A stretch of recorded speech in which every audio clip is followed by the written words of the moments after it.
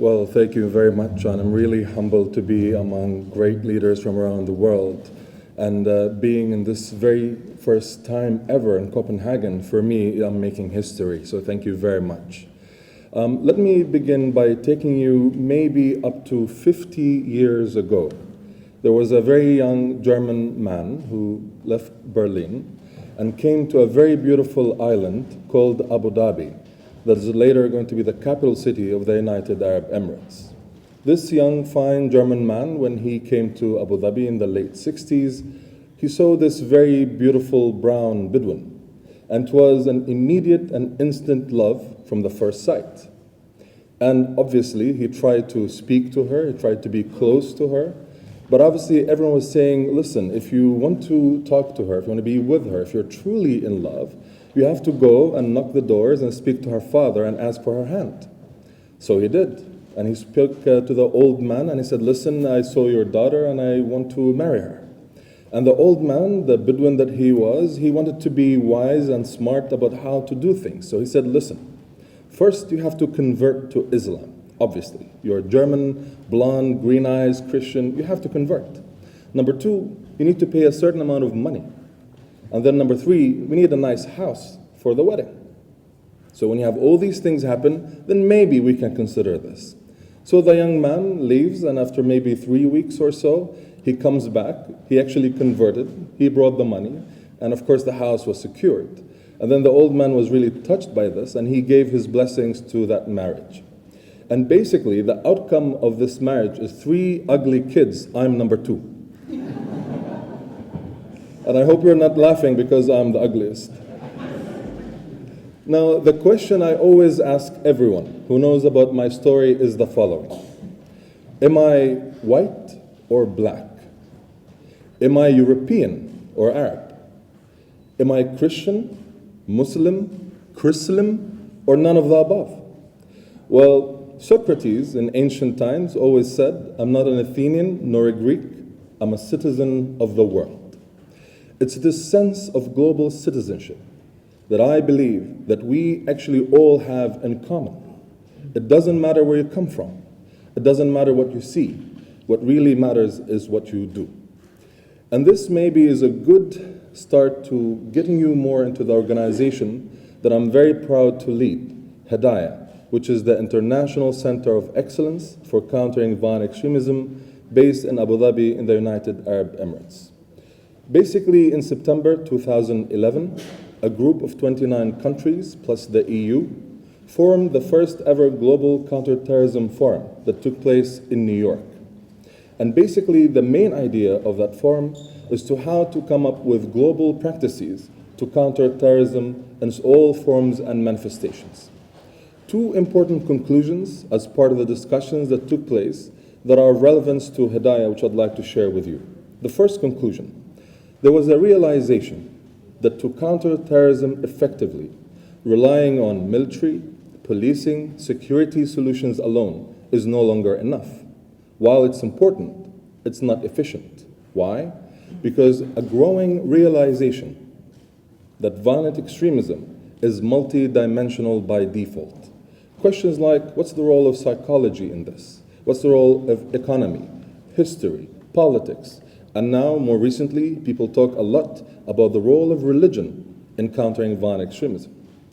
The second conclusion was that we needed to create an international institution that could be both a think and do tank that will allow us to address the issue of violent extremism, but most importantly, be able to develop good practices on how we can tackle this issue and how we can move forward on a global scale. It's important to realize that violent extremism is not just limited to where I come from in the Middle East, but actually we can see different manifestations. So if we look at the FARC in Colombia, ETA in Spain, PKK in Turkey, if we look at the different variations of the different violent extremist groups and how they mutate and evolve over time. 10 years ago, we used to talk about Al-Qaeda. Today, we talk about Daesh. And I don't want to even think 10 years from now what we will need to discuss. But what is really most important for us is what are the lessons learned that we actually acquired from our work at Hidayah that would be of relevance to you, especially when we're dealing on interfaith dialogue. and how it can help in countering violent extremism. I'll be giving 3 important highlights in this regard. The first highlight is the discussion over the narrative, the counter-narrative, and beyond. And I was really thrilled today to listen to many of the excellent speeches about the importance of this very important discussion and debate. The second highlight is basically what are the good practices that we've learned from different initiatives that allows us to maybe provide the necessary platform to engage as a society, but most importantly, how to prevent and also help our young men and women not to be driven into this direction. Ladies and gentlemen, it's very simple. There are those who are unfortunately constantly promoting a culture of death, a culture of destruction. What we need to do is to promote a culture of life, a culture of construction. Therefore, when we handle the issue of narrative, and if you speak to any violent extremist, and I'll borrow my colleague's comment, if you look them in the eye, basically the question is this. If you tell them, I don't want you to be violent extremism, it's bad for your health to be violent extremist, their immediate response for you will be, what do you want me to be? What's the alternative? Basically, and at the moment, we have a vacuum. And this vacuum is being filled by certain groups claiming certain views of the world where they justify the use of violence against innocent people. And the question that we're always left with is, what is it that we can do? You can counter the messaging as much as you want and counter-argue as much as you want. But the real question that I think we all need to do, and perhaps religious figures as community leaders can help support this movement, what is the future that we want? What's the alternative that we need?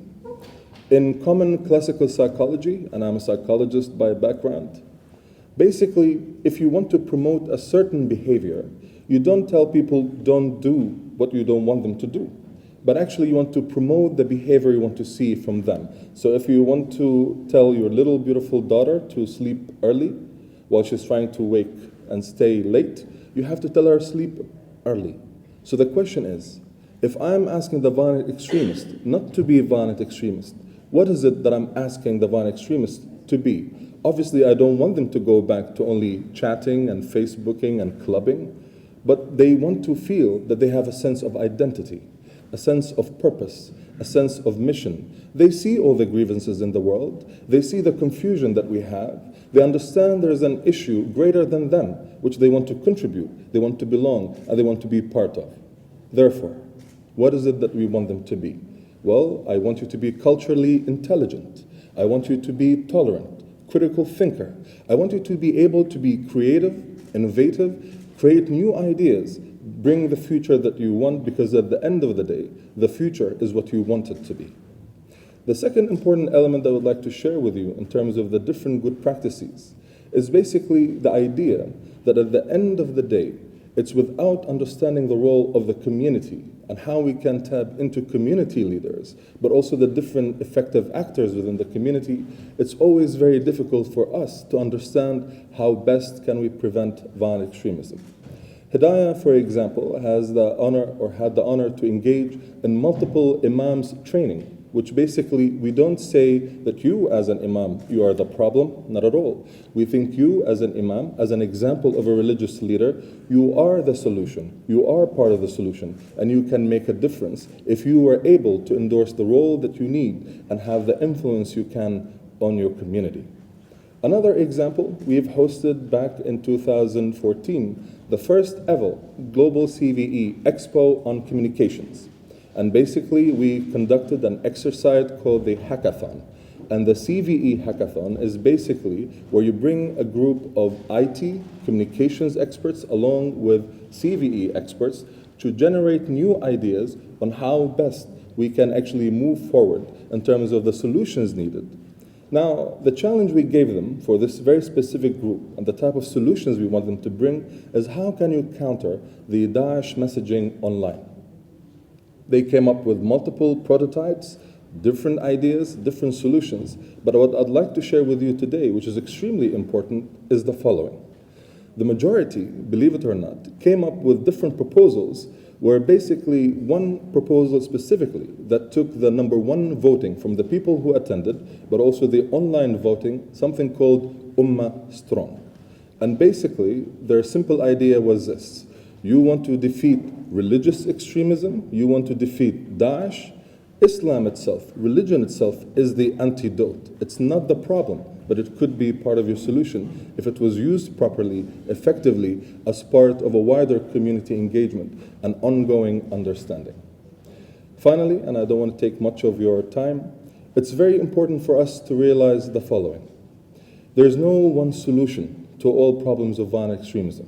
There's no one tablet that will cure all the diseases or all the issues that we deal with. But definitely, there's this ongoing learning, engagement, exchange of ideas, where we can move forward in terms of how to deal with this challenge. We all noted today that for many, many decades ago, we killed each other, we fought with each other, and we continued to learn about what does it mean to be a human. Therefore, do I believe that this is the end of our history? We can no longer engage in dialogue or conversation? Does this mean this is it? Whether you believe or you don't believe, at the end of the day, we're all doomed. I describe myself as a stubborn optimist, which means optimism is a choice.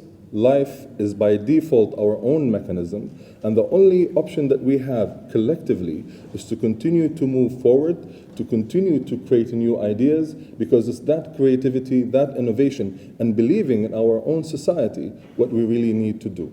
And the last question that I want to leave you with, basically, what is the kind of future you want for yourselves, for your children, and for generations to come? Thank you very much.